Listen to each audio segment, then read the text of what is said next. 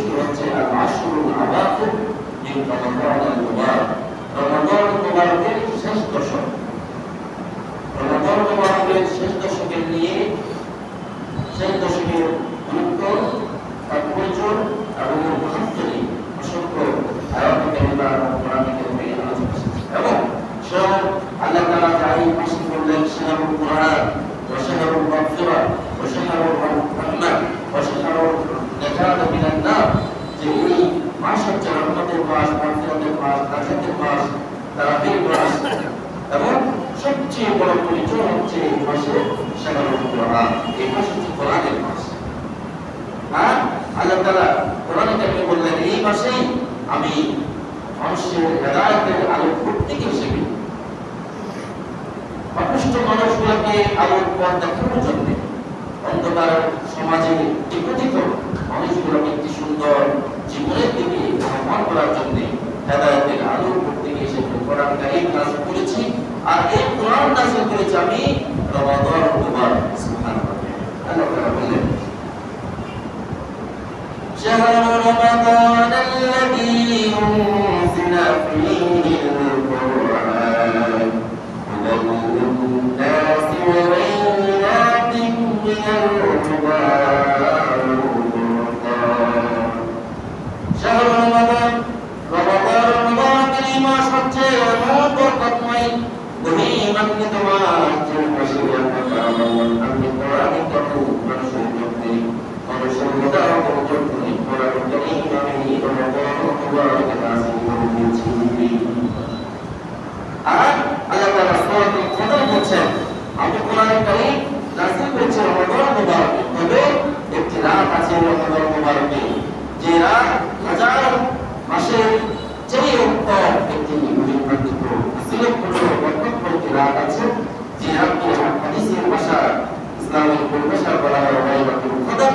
আর আমি রব্বুল আলামিন রমাদানুল মুবারাকের ওই রাতটিতে আমি কোরআন কারীম নাযিল করেছি, যে রাত ফজিলতপূর্ণ বরকতপূর্ণ যে রাত, যে একটি রাতে ইবাদত করলে পরে বান্দা হাজার মাস ইবাদত করলে যে সওয়াব, ওই একটি রাত ইবাদত করলে সে পরিমাণ সওয়াব পাবে। আল্লাহ তাআলা বললেন আমি ওই রাতেই কোরআন কারীম নাযিল করেছি। আল্লাহ তাআলা বলছেন ইন্না আরসালনাহু ফি লাইলাতিল কদর ওয়া মা আদরাকা মা লাইলাতুল কদর লাইলাতুল কদরি খায়রুম মিন আলফি শাহর। আল্লাহ তাআলা বলেন ইন্না আরসালনাহু অর্থাৎ ইন্না আরসালনাল কুরআন, কোরআন কারীম নাযিল করেছি লাইলাতুল কদর।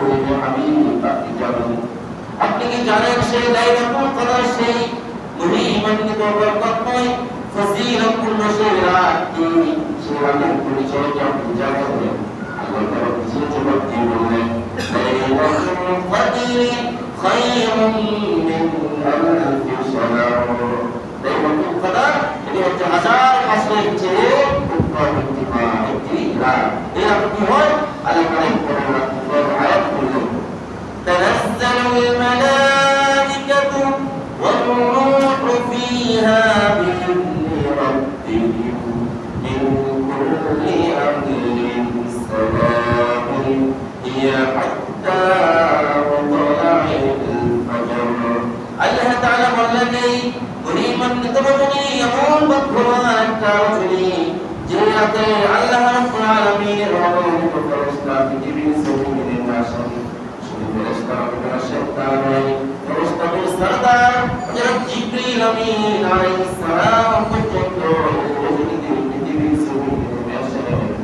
আর ফজর হওয়া পর্যন্ত মানুষের মধ্যে সালাম এবং শান্তি কামনা বর্ষণ করে।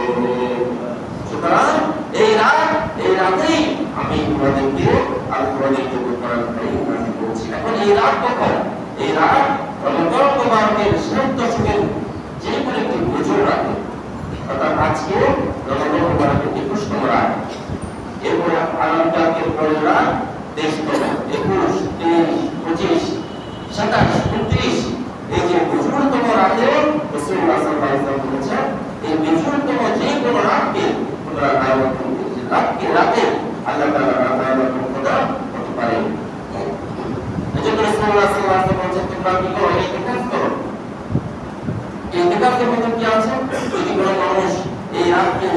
আবশ্যিকভাবে পেতে চায়, যদি ইহুদিরা তার জীবন থেকে ছুটে না যায়, কিছু চায় সে যেন ইতিকাফ করে, সে যেন সচেতন থাকে। ইতিকাফের মাধ্যমে কি হবে? তাহলে সে তার সমস্ত চাকরি বাকরি ব্যবসা বাণিজ্য কাজ কর্ম পরিবার পরিজন সমস্ত দুনিয়ার সমস্ত ব্যস্ততা থেকে সে ফারাক হয়ে সে বিরত হয়ে আল্লাহর হয়ে অবস্থান নেবে। কিভাবে? মহিলারা তাদের উপর অবস্থান নেবে আর তারা সে ইবাদত বন্দেগী প্রতি রাতেই করবে, কারণ তাদের উপর থাকবে আল্লাহ চাহে তো লাইলাতুল কদর পেয়ে যাবে, বলে যাবে। এজন্য রাসূলুল্লাহ সাল্লাল্লাহু আলাইহি ওয়াসাল্লাম বলেছেন, তোমরা লাইলাতুল কদর তালাশ করো রমাদান মুবারকের শেষ দশকে বেজুর রাতগুলিতে। রাসূলুল্লাহ সাল্লাল্লাহু আলাইহি ওয়াসাল্লাম বলেন, تحرروا ليلة القدر في البدر من العشر الأواخر من رمضان يا معشر المعين তোমরা লাইলাতুল কদরকে তালাশ করো রমাদানুল মুবারকের শেষ দশকের যে কোনো বেজুর রাতে তোমরা লাইলাতুল কদরকে তালাশ করো। আয়েশা সিদ্দিকা রাদিয়াল্লাহু তাআলা আনহা আম্মা জান রাসূলুল্লাহ সাল্লাল্লাহু আলাইহি ওয়াসাল্লামের স্ত্রী তিনি আরজ করলেন, ইয়া রাসূলুল্লাহ, ইয়া হাবিবাল্লাহ, ইয়া আল্লাহর নবী সাল্লাল্লাহু আলাইহি ওয়াসাল্লাম, যদি কোনদিন আমি লাইলাতুল কদর পেয়ে যাই তাহলে আমি আল্লাহর কাছে কিভাবে দোয়া করব, কিভাবে চাইবো, আমাকে একটু দোয়া শিখিয়ে দেন।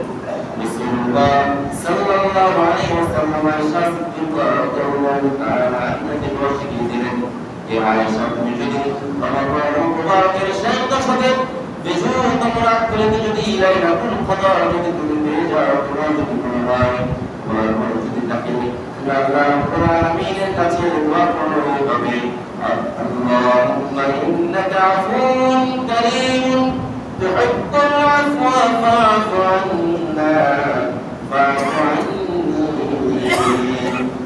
তখন বলা যাবে একবার বলেন, আল্লাহুম্মা ইন্নাকা আফুউন কারীম তুহিব্বুল আফওয়া ফা'ফু আন্নী। আল্লাহ তাআলা আপনি দয়ালু, আপনি মেহেরবান, আপনি ক্ষমাশীল। আমি আজকের এই মুবারক রজনীতে আল্লাহ তার কাছে ক্ষমা চাচ্ছি, আমার জীবনের গুনাহগুলো ক্ষমা করে দেন। এভাবে তুমি আল্লাহর কাছে চাইবে, আল্লাহ তোমার এই নির্বাচিত রজনীতে এই বরকতময় রাতে তোমার সমস্ত ফরিয়াদগুলি কবুল করে নেবেন। সুবহানাল্লাহ। কিন্তু আয়েশা সিদ্দিকা রাদিয়াল্লাহু তাআলা আনহা নবীজির ইতিকাফ সম্পর্কে তিনি বলেছেন, কানা ইয়াতাকিফুল আশরা আল-আওয়াখির মিন রমাদান হাত্তা তাওফা আল্লাহ। রাসূলুল্লাহ সাল্লাল্লাহু আলাইহি ওয়াসাল্লামের ইন্তেকালের আগ পর্যন্ত প্রতিটা বছর তিনি শেষ দশকে ইবাদত করতেন। সুম্মা ইয়াতাকাফা আসওয়াজুহু মিন বাদি, তারপরে তার কোনো স্ত্রীগণ আমরা আমাদেরকে আল্লাহ তাআলা যাতে সুস্থতা দিয়েছেন, তাওফীক দিয়েছেন, আমরা যেন নিজের জীবনকে নিয়ে 10টা রাতকে আলাদা করে ইতিকাফে নিয়ত করি। আল্লাহ আমাদের তাওফীক দান করুন, আল্লাহুম্মা আমিন। ইতিকাফের জন্য কিছু মাসআলা আছে। এক নম্বর মাসআলা হচ্ছে, অনেকগুলো মাসআলা থেকে আমরা দুই চারটি এই পুনরায় আলোচনা করতে চাই। এক নম্বর হচ্ছে রোজা এবং রোজা রাখতে হবে। ইতিকাফ মসজিদে, জুমা মসজিদে থাকতে হবে। জুমা মসজিদে রাখতে, যদি কেউ জুমা মসজিদে না থাকে, পাঞ্জেলে না, যেখানে 5 ওয়াক্ত নামাজের জামাত হয় এমন মসজিদে থাকতে পারবেন, তবে তিনি জুমার জন্য পার্শ্ববর্তী কোনো মসজিদে যাবে, আবার নীরবে তার ইতিকাফের জায়গায় ফিরে আসবে। এবং ইতিকাফের জন্য রোজা আবশ্যক, রোজা ছাড়া ইতিকাফ করা যাবে না। এরপর মসজিদ থেকে যে কোনো কাজের জন্য, মানবিক কাজ ছাড়া, ছোট কাজ, বস্ত্র পায়খানা এবং জুমার সুন্নাত গোসলের জন্য চাইলে ইতিকাফ থেকে বের হওয়া যাবে। কোনো জানাজা নামাজ শরীক হওয়ার জন্য পর্যন্ত ইতিকাফ অবস্থা থেকে বের হওয়া যাবে না। এবং পুরুষরা মসজিদে, মহিলারা তাদের নির্দিষ্ট একটা জায়গাতে যেখানে নামাজ পড়ে সেখানে তারা ব্যবহার করে, সেখানে তারা ইতিকাফ অবস্থায় থাকবে। আর ইতিকাফে থাকলে পরে শুধুমাত্র তাসবিহ, তাহলিল, কোরআন তেলাওয়াত অথবা শুধুমাত্র চুপ করে থাকা এমন নয়। ইতিকাফ অবস্থায় একজন ব্যক্তি তার দৈনন্দিন জীবন আচরণের আমলগুলি তিনি সেখানে করতে পারবেন। জরুরি কথাবার্তা ফ্যামিলির সাথে, ও বাচ্চার সাথে কিংবা ব্যবসা বাণিজ্য যদি থাকে, সেগুলো যদি ক্লোজিং অথবা হিসাব নিকাশ এগুলো যদি দিক নির্দেশনা দেওয়া লাগে, কিন্তু তার ইতিকাফ অবস্থা থেকে যদি প্রয়োজন হয় তিনি করবেন। এমনকি তারা যদি ঘরে মসজিদে মসজিদে খাবার আনার জন্য উপযুক্ত মানুষ না থাকে। এখন তো আলহামদুলিল্লাহ আমাদের ফেসিলিটি অনেক সহজ, অনেক সুন্দর। এখন মোবাইলে যোগাযোগ আছে, আশেপাশে মানুষজন আছে। আমি সেই সময়ের কথা চিন্তা করি, যখন দেওয়ার জমি যেখানে এক একটা ঘর, এক একটা ফ্যামিলি, এক একটা অনেক দূরে যদি এমনও হয়, কেউ কেউ মসজিদে দেখেছেন তার ঘর থেকে খাবার এনে দেওয়ার জন্য কোনো যেরকম মানুষ নাই, এবং তার মহিলাদের জন্য নিরাপদ নয় ওই রাস্তা, ওই এলাকা, তাহলে তিনি চাইনি খাবারের সময় সিলেরি ইফতারের জন্য নীরবে তিনি উপলব্ধি করে গিয়ে খাবার খেয়ে তিনি আবার জীবন চলে আসতে পারবেন। আমরা অনেক সময় মনে করি অর্থকাম অবস্থা কিছুই করা যাবে না, এই জন্য আমরা অর্থকামটা কঠোর করবে না। এই জন্য আমরা কঠোর হিসাবে দেখো না, এটা কিন্তু সহজ বিষয়। এই উদ্দেশ্য হচ্ছে ইয়াতামের মূল লক্ষ্য, আর উদ্দেশ্য হচ্ছে কি تحرر ليلة القدر في الفطر إلى العشر الأواخر. رمضان শেষ দশকে বেজুর রাত্রিতে যাতে সেই ইতিকাফ, সেই লাইলাতুল কদর খুঁজে আমাদের সকলকে আল্লাহ তাআলা যেন এই লাইলাতুল কদরের বরকত থেকে মাহফুজ দান করেন। আমরা আল্লাহর কাছে দোয়া করি লাইলাতুল কদরের বরকত আল্লাহ তাআলা আমাদের প্রত্যেককে দান করুন, শুকর করি আল্লাহুম্মা আমিন। এবং এবছর আমাদের সরকার এবং ইসলামিক ফাউন্ডেশন সর্বনিম্ন ফিতরা পরিমাণ নির্ধারণ করেছিল 110 টাকা 15 টাকা। এটা যে সবাই দিচ্ছে, যা অনেক সহায় সম্বল আছে, তিনি 110 টাকা দিলে আড়াই হয়ে যাবে, এটি হয়ে যাবে এরকম। পরীক্ষা আপনি পরীক্ষা দিলেন 33 মার্কের আনসার করে চলে আসলেন, এটিও পাস। কিন্তু একজন ভালো ছাত্র সে তো চায় অভ্যাস করার জন্য নাকি, কিন্তু সর্বোচ্চ রেজাল্টে সর্বোচ্চ ভালো ফলাফল করার জন্য, অতএব যাদের সক্ষমতা বেশি, তাওফীক বেশি, সামর্থ্য বেশি, তিনি 115 টাকা দিয়ে লাস্ট সীমানা একেবারে টাকা দিয়ে সর্বনিম্ন পরিমাণ। কিন্তু কেউ যদি আত্মীয় স্বজন পরোপকারের জন্য, মানবতার কল্যাণের জন্য, মানুষের আরো উপকারের জন্য এই আপনার পুরো ফ্যামিলিতে সাদকাতুল ফিতরের পরিমাণ আসে মনে করুন 1000 টাকা, আপনি যদি 10,000 টাকা দেন, যদি তৌফিক দান করেন আল্লাহ, অত 50,000 টাকা দেন, আত্মীয় স্বজন সর্বাধিক খবর দেন, তাহলে এই বিনিময় দেবেন কে? আল্লাহ। যদি একেবারে সর্বনিম্ন হচ্ছে 115 টাকা, 115 টাকা যদি কেউ না দেন তাহলে তিনি গুনাহগার হবেন। আর সর্বোচ্চ যার তৌফিক অনুযায়ী, যার যার আর্থিক সচ্ছলতা অনুযায়ী তিনি সেবা দেবেন। আল্লাহ তাআলা আমাদের তৌফিক দান করুন।